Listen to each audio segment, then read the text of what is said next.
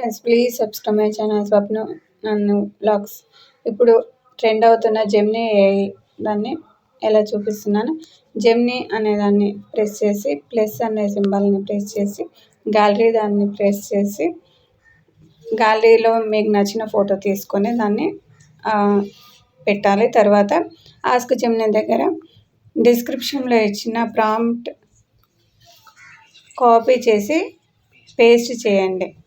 తర్వాత సెండ్ చేయండి.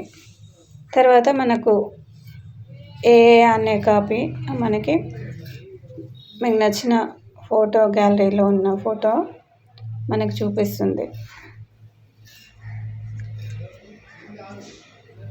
Gemini image